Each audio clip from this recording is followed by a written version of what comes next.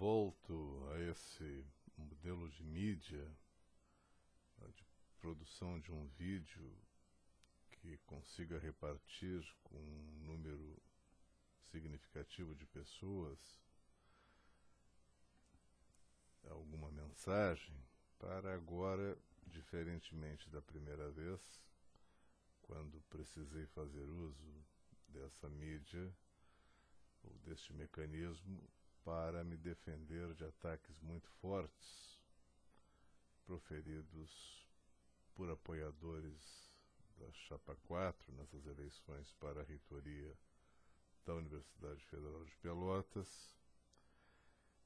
E volto aqui para, dizia eu, agora realizar algumas observações sobre a formação de imagens negativas que fazemos de algumas pessoas.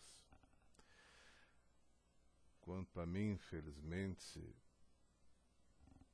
ao que parece, esses ataques cessaram e atribuo este êxito à divulgação do material que se tornou fartamente conhecido da comunidade acadêmica e até mesmo citadina, e o qual se constituiu no vídeo a que aludo e que há pouco mais de 20 dias, aproximadamente, dei publicidade pela internet através do YouTube.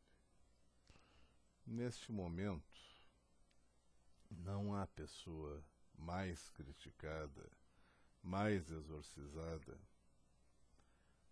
a quem se dirige o maior número de autos de fé, de natureza indiscutivelmente inquisitorial, do que o reitor da UFPEL, professor César Borges. Respondendo a expedientes judiciais e havendo sido, em um desses processos, em primeira instância, condenado, bem como tendo os seus atos analisados pelo Ministério Público Federal, vê-se nesses elementos o chão fértil para começarmos a montagem do seu desenho moral, equiparando a um criminoso, a um malversador de dinheiro público, a um administrador ímprobo, a um homem que esconde coisas relativas à sua administração, coisas essas vinculadas a desvios de dinheiro, a negociatas, a trampolinagens de toda a ordem. Por outro lado, vemos um reitor que, ao longo de vários anos à testa da Universidade Federal de Pelotas, intercaladamente 3 mandatos, acho que ao todo 12 anos, chegaremos a 12 anos, com o reitor César Borges como ordenador de despesas da UFPEL, em períodos, repito, intercalados. Essas circunstâncias todas permitem que seus adversários nominem, pelas características desses mandatos que reputam não transparentes, o seu tempo de gestão como era César ou era Borges, em nenhum momento salientando os aspectos positivos deste período. Ao contrário, a era César ou a era Borges é vista e difundida como um tempo de obscuridades, manobras políticas inexcusáveis e apropriações para uso privado de verbas públicas. Pairam assim sobre o reitor desconfianças que, com o polimento dado pela repetição midiática e pela boca pequena dos corredores e das esquinas, onde é protagonizado o cultivo dos melhores boatos e de onde são os mesmos propalados, pairam essas desconfianças que, agrupando-se umas às outras, vão formando os contornos de uma fotografia moral que tem uma urdidura muito humana, mas que, como tantas outras características da humanidade, é potencialmente perigosa. As investigações do Ministério Público Federal, apenas por existirem e devem existir, a qualquer dúvida que remaneça sobre as ações dos agentes públicos, se transformam nessas intrigas em motivações que dão aso a acusações inapeláveis, gerando a formação de grupos que, igualando suposições a verdades sabidas e consabidas, não conseguem mais reverter dentro deles próprios o resultado de tais raciocínios. Uma sentença condenatória de primeiro grau, como foi o caso, já é vista como uma decisão irrevogável, como se não houvesse mais a possibilidade de alteração da mesma. De fato, a utilização de um serviço de privado, de hemodiálise, dentro da ambiência física de uma área da universidade pública é reprochável a princípio. De fato, a compra triangular de terrenos através do uso de uma fundação de apoio, como é o caso da Fundação Simão Bolívar, tão falada nestas últimas semanas,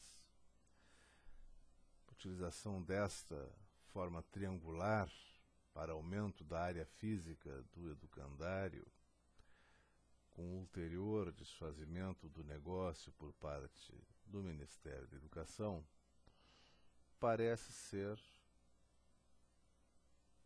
na formação veloz de um raciocínio apressado, um indicativo absolutamente suficiente para, uma vez mais, sobrepor-se à cabeça do reitor uma nova desconfiança que, deixando de ser uma estranheza, passa imediatamente a ser concebida como verdade plena e reveladora de atos espúrios e indefensáveis.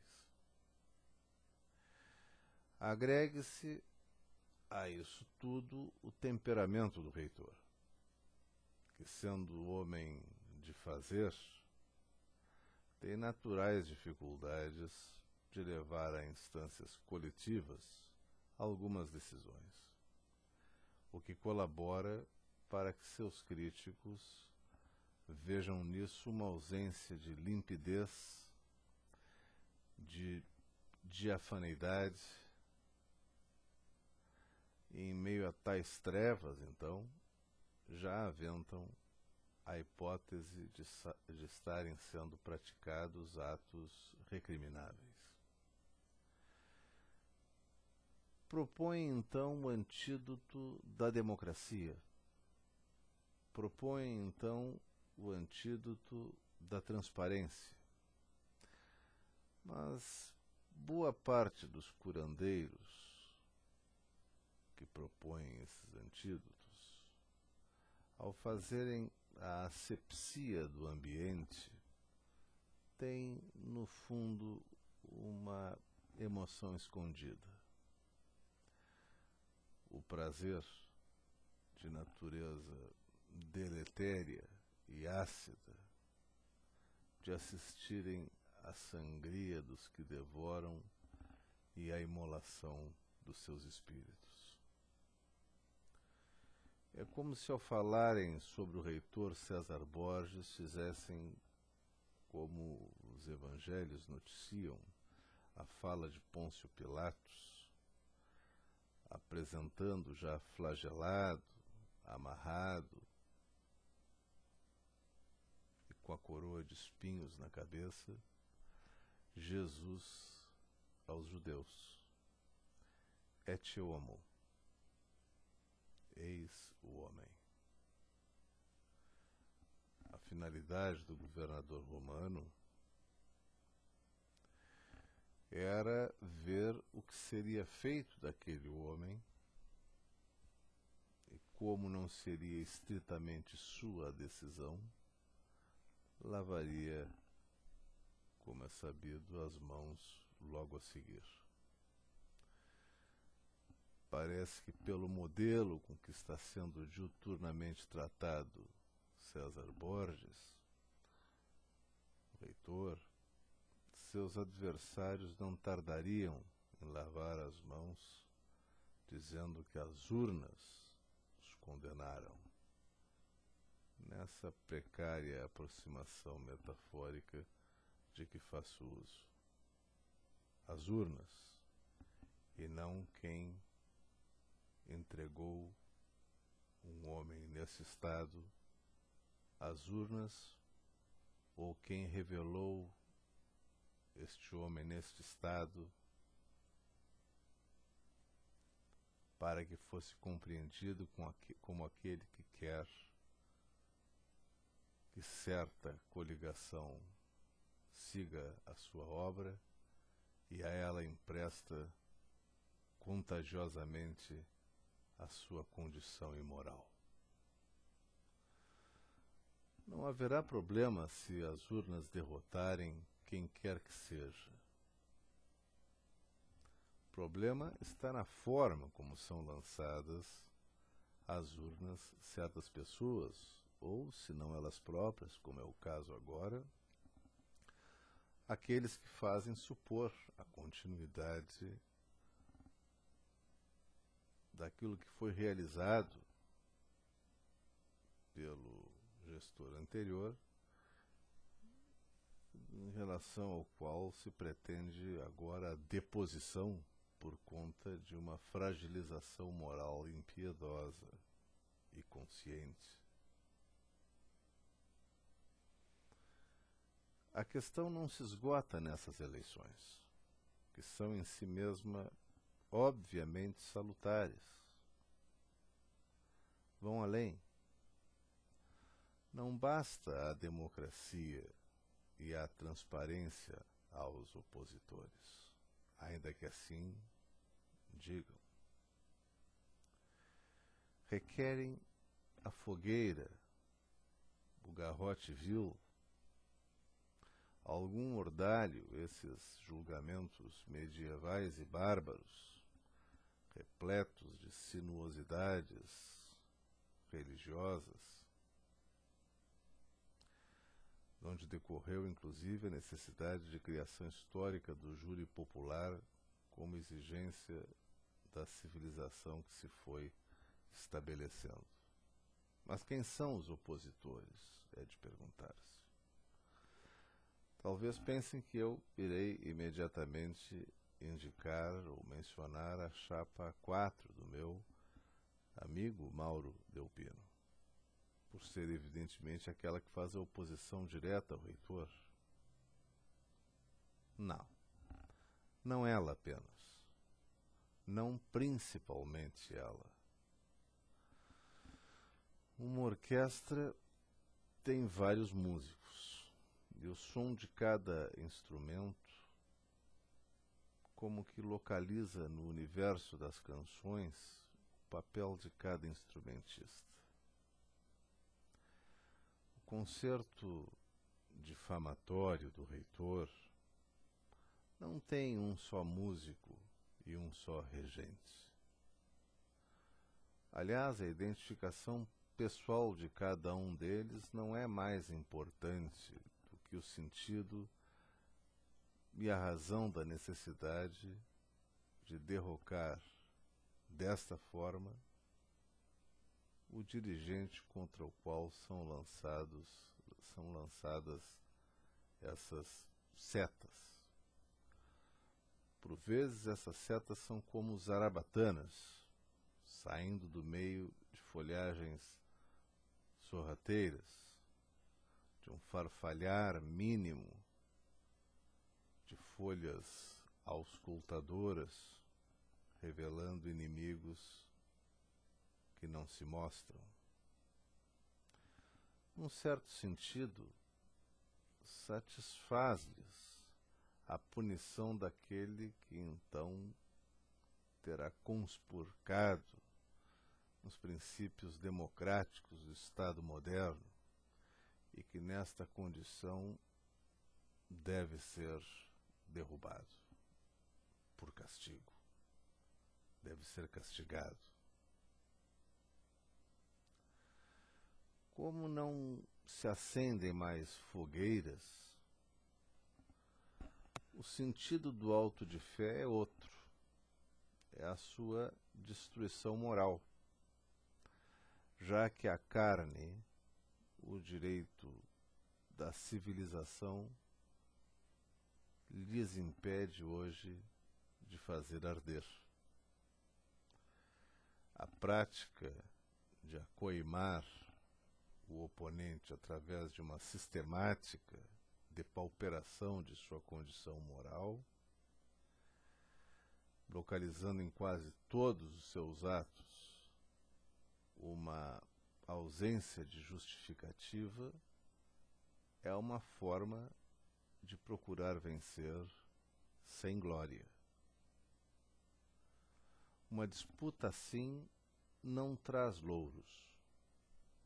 Traz aí sim uma desconfiança que, tendo ido, agora volta e se dirige a quem arremeteu as críticas que buscaram diminuir a força de quem o reitor apoiou apenas porque foi ele, esse reitor destroçado, trazido à multidão, quem realizou o apoio. Sobre os atos de César Borges, eu não vou me manifestar especificamente, já tive oportunidade de dizer que não os conheço na sua especificidade, não os conheço pormenorizadamente. Mas certamente o volume das coisas que são ditas lhe fazem intuir que muito antes de ele ser culpado de alguma imoralidade administrativa, algo está sendo construído, plantado, forjado a seu respeito. Ademais, até agora tenho ouvido falar de algumas irregularidades que se encontram no âmbito da ilegalidade, o que não significa que devamos nos voltar para o âmbito da imoralidade. As situações mais graves que têm sido apontadas e que encontram o reitor como destinatário das críticas foram o uso do centro de hemodiálise e a compra de parte do terreno do campus Ângulo. Em ambos, há uma irregularidade, ao que tudo indica, formal, há uma irregularidade legal. O próprio professor Amilcar Gigante, a quem, como é sabido, dedico boa parte das minhas mais comovidas lembranças, e a quem por muitas vezes tive como um pai para mim, viveu um problema absolutamente semelhante a esse da hemodiálise. Isso se deu com a bomba de cobalto, equipamento utilizado para a radioterapia, que teve, a exemplo dos aparelhos de hemodiálise de que agora se fala, um uso privado dentro da Faculdade de Medicina, a leiga.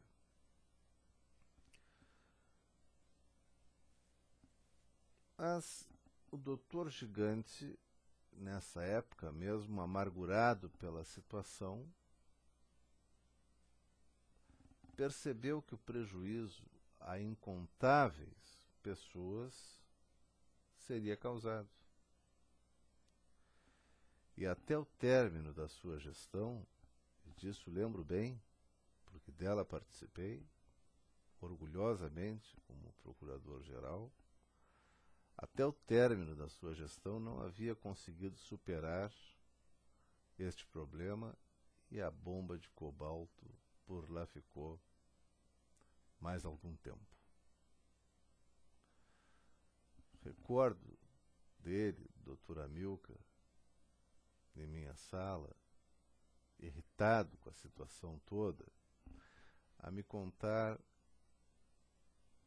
as dificuldades que isso lhe trazia e como era difícil a situação.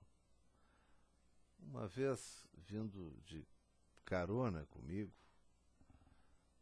seguidamente vinha comigo do campus, lá no Capão do Leão, para cá, para a cidade, de carona comigo. Uma vez, vindo de carona, falou-me sobre isso uma única frase, da qual não esqueci. Ele me disse: até que o problema aconteça contigo ou com alguém da tua família,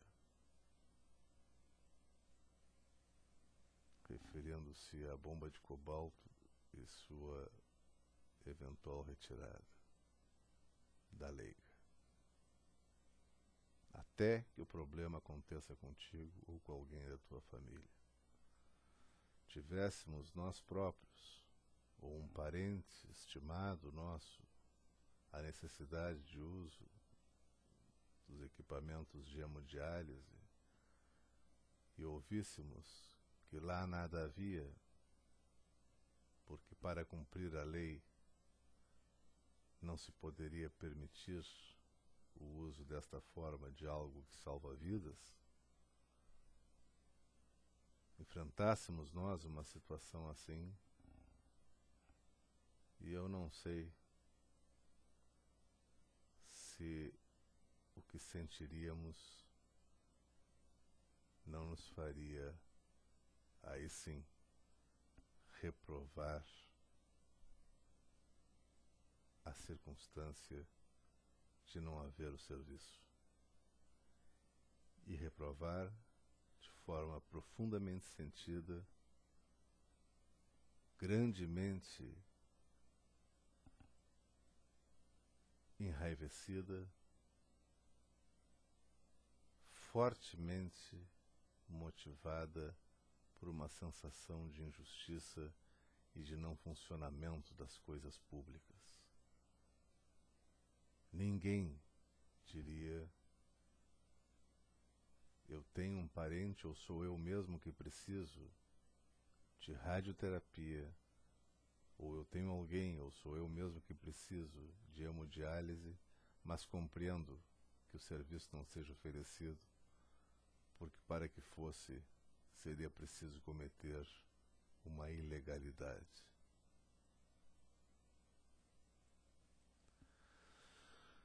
A tolerância contrariada, é bem verdade, do Dr. Gigante com a bomba de cobalto produziu uma ilegalidade. Não resta dúvida, da qual ele estava perfeitamente ciente, como presumo o professor César também estivesse completamente ciente da ilegalidade do uso dos equipamentos de hemodiálise da forma como foram levados a termo. Mas o espírito de médico, tanto de um como de outro, e eram pessoas rigorosamente diferentes, o espírito de médico de ambos, em vários momentos, deve lhes ter feito falar mais alto o juramento hipocrático que proferiram por ocasião das suas graduações. Isso que ocorreu com a bomba de cobalto e com a hemodiálise certamente foi ilegal, mas certamente a atitude dos reitores não foi imoral. Imoralidade é algo diverso. Penso que, de fato, muitas pessoas já teriam falecido se não houvesse sido dado curso imediato ao funcionamento da hemodiálise, ainda que nos moldes que se deu.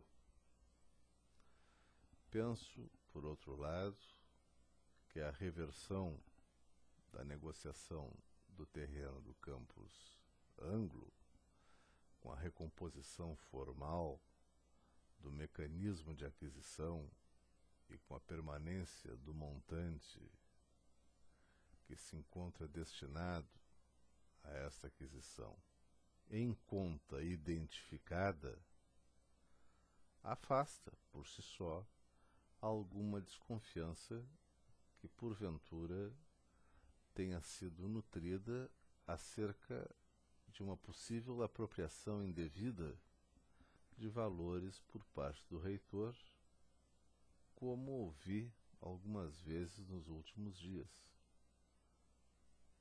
O dinheiro, ao que pude ver pelas declarações proferidas, se encontra, na sua integralidade, em conta identificada, e o MEC pretende realizar o negócio da aquisição da compra, a compra e venda do terreno, através de uma outra maneira mais próxima da indicada e até estimulada pela lei, que não é o que tinha acontecido, mas é uma questão de ajuste formal. Não se trata de uma irregularidade de outra ordem, de ordem moral.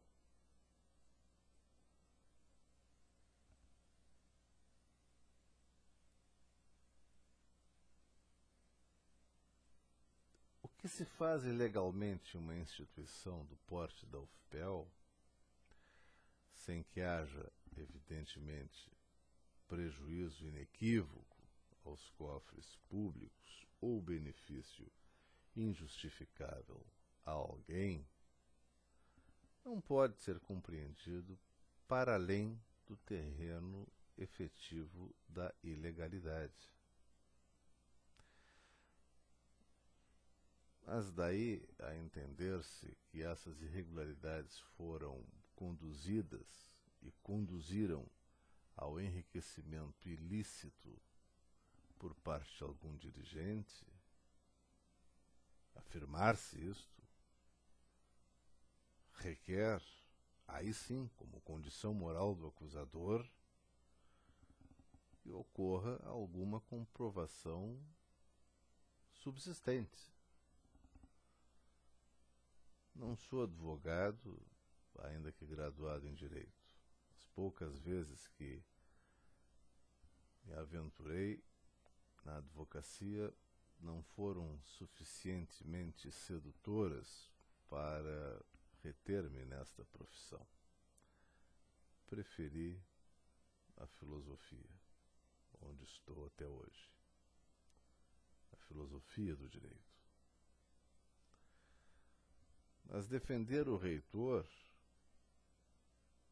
e afirmo, não sou advogado de profissão, defender o reitor ou qualquer outra pessoa que esteja sendo exagerada e oportunistamente brutalizada e com chances reduzidas de defesa, uma vez que o tempo lhe é escasso nessas eleições, e grande parte dessas acusações desceram como que de uma encosta, subitamente, desmoronando em um momento muito próximo da sucessão eleitoral. Alguém que está assim, com uma defesa tão difícil, e uma vez que tem poucas chances de demonstração tempestiva de inocência contra opiniões muito emocionais, são como imodificáveis. Alguém que está assim, sendo apreciado desta forma, sem prazo e sem chance de defesa,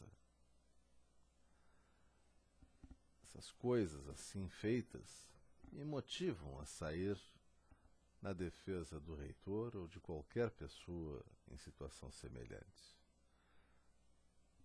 Mas para ver uma vez mais também se é possível extrair algum proveito pedagógico dessas circunstâncias, que requerem uma análise muito mais aprofundada do que essa que se estabelece na tona dos acontecimentos.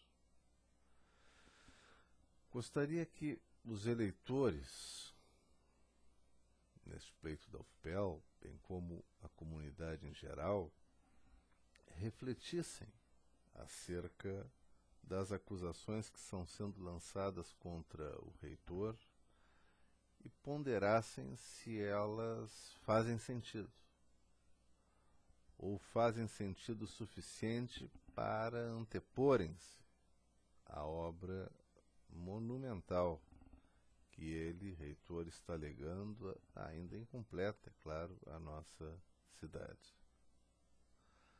É o formidável crescimento da UFPEL, o benefício indiscutível que trouxe para uma totalidade educacional e para uma zona esquecida de Pelotas, a elevação do nome da nossa universidade em termos nacionais e internacionais, o ingresso em outro modelo de academia, enfim, e me parece deva ser a obra a ser julgada nas urnas. E não as imperfeições, a incompletude de um trabalho, os erros por querer andar para a frente com seu temperamento, é bem verdade, nós não conseguimos fugir das nossas próprias substâncias. Não as imperfeições, a incompletude, as falhas, as fraquezas desse período de crescimento, que são falhas e fraquezas tão humanas quanto tantas que são nossas próprias. Não somos todos iguais, é claro. Nós podemos ser parecidos na compreensão da universidade, ou de uma universidade que indiscutivelmente se tornou melhor, não apenas maior, melhor. Os problemas da obra do reitor, e falo obra no sentido geral da sua administração, seu legado, os problemas da sua obra estão sendo e serão analisados quanto às possíveis irregularidades que possuam pelos órgãos com competência institucional para isso. Nas urnas, a obra, apenas a obra. Este é que deve ser o julgamento político de quem, maltratado e sofrido, entrega a todos seus apoiadores e seus adversários a sua realização, que conseguiu não isoladamente, é claro, mas com a participação de muitos, inclusive de muitos de todas as chapas, e com o auxílio inequívoco e imenso do programa Reúne do governo federal. Por aí, há muitos anos, andam os sacripantas de plantão. Anões do orçamento, máfias de toda a ordem, banqueiros usurários, inescrupulosos, ladrões inegáveis e de ofício, políticos impensáveis, e agora CPIs dando conta das dezenas de casos para levar adiante, e onde aí sim se evidenciam saques aos cofres das 3 esferas da federação. Assaltam a União, assaltam os estados, assaltam os municípios. Mesmo que tenhamos nos acostumado à caótica realidade moral de boa parte dos nossos representantes, ou de membros do próprio Poder Judiciário, da grande imprensa e tantos outros locais onde se é possível olfatear dinheiro fácil e onde se instalam os que se especializam nas fraudes, nas grandes roubalheiras, nos desvios, nos desfalques. É preciso sempre lembrar, antes que entendamos que todos nós devemos ir para os presídios, que uma coisa é uma coisa e outra coisa é outra coisa. O reitor pode, como todos nós podemos, ter várias adjetivações. Mas o reitor não é um bandido. E estou certo de que os amigos e as amigas que porventura me escutarem, mesmo os amigos e amigas da oposição nessas eleições, também no fundo disso sabem, que o reitor não é um bandido. Alguns, porém, não conseguem refrear os encantamentos que nutrem pelos discursos inflamados e que têm procurado ser devastadores e muitas vezes cruéis. Mas isso é natural. A vida é assim. O que não custa é avisar. E é o que faço, ou que penso estar fazendo agora. Um forte abraço